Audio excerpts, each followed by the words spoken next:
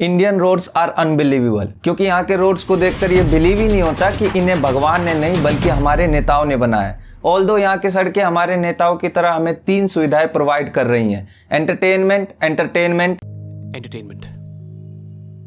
और इसी एंटरटेनमेंट का आनंद लोगों तक पहुंचती रहे, इसलिए सरकार एक ही जगह की सड़क को बार बार बनाती है, हर बार बनाती है, लगातार बनाती है। अपने देश में जितने भी रोड कॉन्ट्रैक्टर हैं, वो सब सारी अपनी जिंदगी आराम से जी लेते हैं एक ही रोड को बार बार बना के, ताकि लोगों को एक ही सड़क के साथ अलग अलग रंग देखने को मिल सके, बिना लद्दाख जाए अपने इलाके में ही रोज ऑफ राइडिंग कर सके और दुबई के महंगे रोलर कोस्टर का आनंद फ्री में ले सके। पर तुम लोग तो बस वही बोरियत भरी जिंदगी जीने के आदी हो चुके हो। एडवेंचर से भरी जिंदगी तुम्हें कहां पसंद? तुम्हें तो बस वही नॉर्मल सी दिखने वाली काली सीधी सड़क चाहिए। उसका भी क्या फायदा जब 67% एक्सीडेंट सीधी सड़कों पर ही हो जाती है। तुम लोगों को लगता है कि तुम्हारे मोहल्ले में सड़क नहीं है तो पूरे देश भर में सड़क नहीं है। अरे अपनी आंखें खोलोगे तभी तो सड़कें दिखेंगी।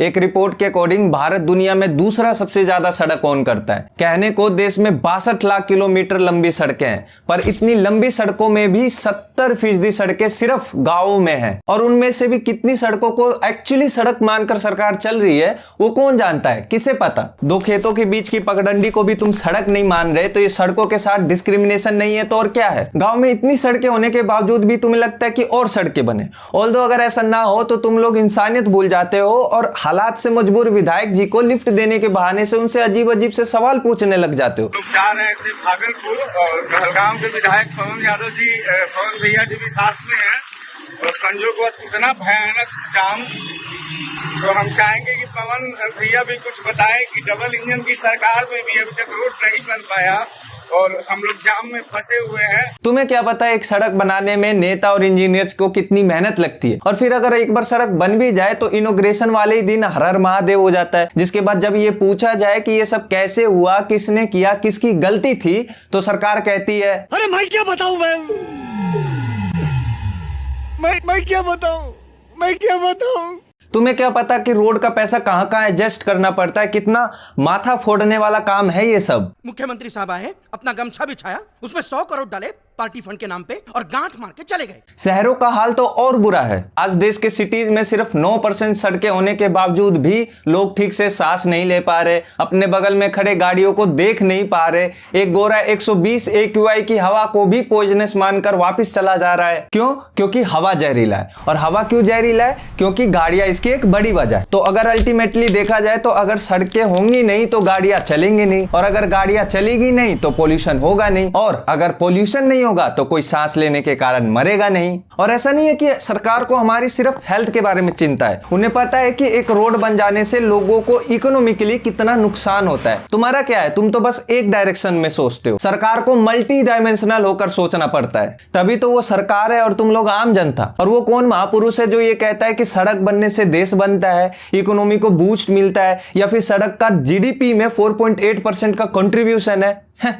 ये सब एक छलावा है। सड़क बनने से सबसे पहले तो तुम्हें गाड़ी खरीदनी पड़ेगी, फिर तुम उस पर टैक्स दोगे, फिर गाड़ी में पेट्रोल डीजल डलवाओगे, फिर तुम उस पर टैक्स दोगे, फिर वो गाड़ी सड़क पर मक्खन की तरह चल सके इसके लिए तुम टोल टैक्स दोगे। और फिर अगर तुम्हारी गाड़ी का किसी और गाड़ी को देखकर दिल फिसल गया, वहां अलग अननेसेसरी खर्चा हो जाएगा, और फिर एनवायरनमेंट, तुम उसका अलग नुकसान कर जाओगे। अरे सरकार की तरह तुम्हारी भी तो कुछ नेशनल ड्यूटीज बनती है। और चलो तुम्हारी बात को मानकर सरकार रोड बना भी दे, फिर भी क्या फायदा जब तुम लोग उस सड़क को ही जबरदस्ती उखाड़ने लग जाते हो। गीता में भगवान श्री कृष्ण ने कहा, पार्थ तुम कर्म किए जाओ, फल की चिंता मत करो। अब भगवान भले ही फल दे ना दे, हमारी सरकार हमें फल देना चाहती है। तभी तो सड़क ऐसा बनाया जाता है कि पेड़ सड़क के बीचों बीच रह सके, जिससे लोग सड़क का भी इस्तेमाल कर सके और चिलचिलाती धूप में छांव भी ले सके। कौन सोचता है यार इतना किसी के बारे में? सरकार एक तो तुम्हारे लिए सड़क बनाती है, ऊपर से तुम लोग उसमें एंगल निकालने लग जाते हो, उसे इंजीनियरिंग का चमत्कार, करप्शन का भंडार और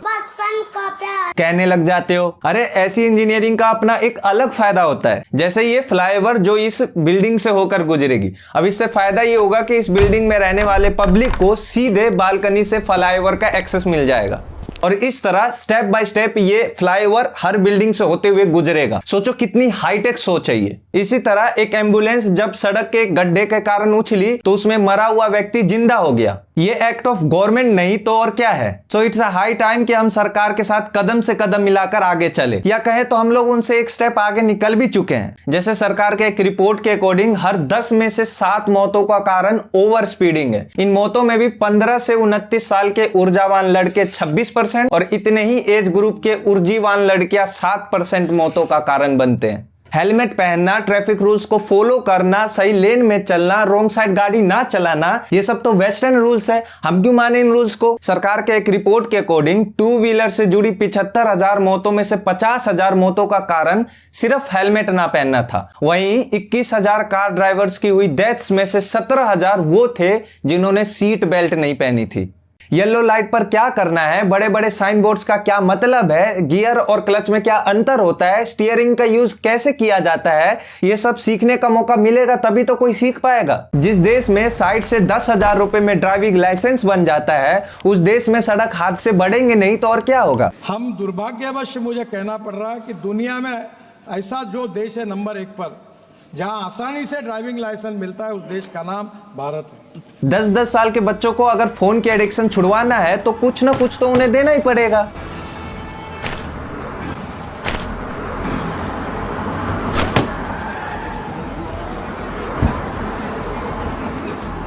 अब पापा से गाड़ी मिल गई है तो टसन भी दिखाना पड़ेगा, इधर उधर देखे बिना आगे बढ़ते भी जाना होगा। वैसे भी हम इंडियंस का ह्यूमन बिहेवियर कुछ ज्यादा ही एक्सप्रेसिव होता है, इसलिए अगर कोई गलती हो भी गई तो हम अपनी गलती को क्यों माने। वैसे भी हमारे यहाँ मामला प्यार मोहब्बत से निपट जाता है, तो देखा जाए तो पुलिस और कोर्ट ये सब वेस्ट ऑफ मनी है। वैसे भी भाई भाई की लड़ाई में इनकी क्या जरूरत, हम अपनी प्रॉब्लम खुद रिजॉल्व कर लेंगे।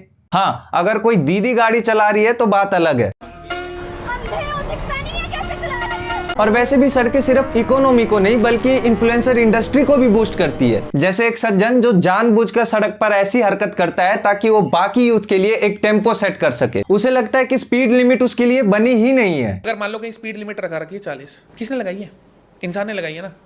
मैंने ठेका ले रखा है, मैं थोड़ी हूं। भारत की सड़कें और यहाँ के लोगों का ऐसा डेडली कॉम्बिनेशन है कि लोग सड़कों से परेशान है या सड़क लोगों से परेशान ये पता ही नहीं चलता। एक रिपोर्ट के अकॉर्डिंग देश में सिर्फ 8% फैमिलीज के पास कार और 50% फैमिलीज के पास अदर व्हीकल्स है, यानी आधी जनसंख्या के पास व्हीकल्स है ही नहीं। स्टिल दुनिया में सबसे ज्यादा रोड एक्सीडेंट से होने वाली डेथ्स की लिस्ट में भारत नंबर 1 पर है। जब संसद में सरकार से यह सवाल पूछा गया कि एक्सीडेंट से होने वाली डेथ्स कब रुकेंगी, तो ट्रांसपोर्ट मिनिस्टर नितिन गडकरी के जवाब में हमारे देश के लोगों का डिसिप्लिन देखने को मिला। स्वीडन ने 0 किया है, नो एक्सीडेंट। बहुत से देशों ने रिकॉर्ड किया। मैं जब वर्ल्ड कॉन्फ्रेंस में जाता हूं तो मुंह छुपाता हूं, क्योंकि सबसे गंदा रिकॉर्ड अगर वर्ल्ड में किसी का है तो हमारे देश का है। मैं आपको यही बताता हूं कि जब तक समाज का सहयोग नहीं मिलेगा, ह्यूमन बिहेवियर नहीं बदलेगा, कानून के प्रति सम्मान पैदा नहीं होगा, तब तक ये मुश्किलें हैं। आप सबके सहयोग से पहला तो टारगेट हमारा फेल हो गया और उसको स्वीकार करने में मुझे कोई संकोच नहीं है, क्योंकि सच्चाई है। अब देखो, देश में अच्छी और टिकाऊ सड़कें बने और लोग सड़कों पर रूल्स को फॉलो करें, ये दोनों चीजें इस सेंचुरीज में होना पॉसिबल नहीं है। तो जैसा है उसे एक्सेप्ट करो और मिलते हैं अगले वीडियो में।